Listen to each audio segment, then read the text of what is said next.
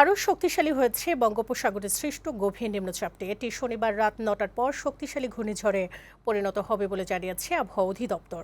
এর প্রভাবে রোববার উপকূলীয় এলাকায় ভারী বৃষ্টি হবে। মধ্যরাতে ঘূর্ণিঝড়টি পটুয়াখালীর খেপুপাড়া উপকূল দিয়ে আঘাত হানতে পারে। এর প্রভাবে ১০ ফুট পর্যন্ত উঁচু জলোচ্ছ্বাস হতে পারে বলেও সতর্ক করেছে আবহাওয়া অফিস। মাহবুদ আজমির প্রতিবেদন।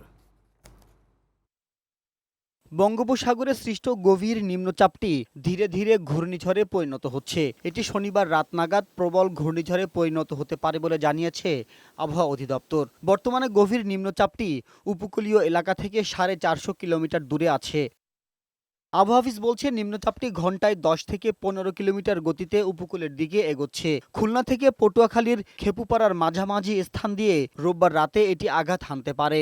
ঘূর্ণিঝড়টি সুন্দরবনেও ক্ষতি করবে। এটা তীব্র ঘূর্ণিঝড় হিসেবে অতিক্রম করলে সেক্ষেত্রে বাতাসের গতিবেগ 110 থেকে 120 কিলোমিটার এবং এটা দমকা এবং জোর হাওয়ার আকারে 130 কিলোমিটার পর্যন্ত হতে পারে এর গতিবেগ বাতাসের। আবহাওয়াবিদ জানান, সম্ভাব্য ঘূর্ণিঝড়টির কেন্দ্রসহ পুরো আকার প্রায় 500 কিলোমিটার। এটির 70% বাংলাদেশে এবং 30% ভারতে আঘাত হানতে পারে। উপকূলীয় এলাকায় রোববার দুপুরে এর অগ্রভাগের প্রভাব শুরু হবে বলে জানিয়েছে আবহাওয়া অফিস। যেহেতু এটা সাগরের একদম মধ্যভাগ দিয়ে আসতেছে, সুতরাং এটার ডানে বামে চতুর্দিকেই শক্তি সঞ্চয় করার জন্য যে পরিবেশ সেটা এখানে রয়েছে। সুতরাং আরো শক্তি সঞ্চয় করে এটা আপনার সিভিয়ার সাইক্লোনও হওয়ার সম্ভাবনা আছে। ঝড়ের প্রভাবে উপকূলীয় এলাকায় স্বাভাবিকের চেয়ে 7 থেকে 10 ফুট উঁচু জলোচ্ছ্বাস হতে পারে।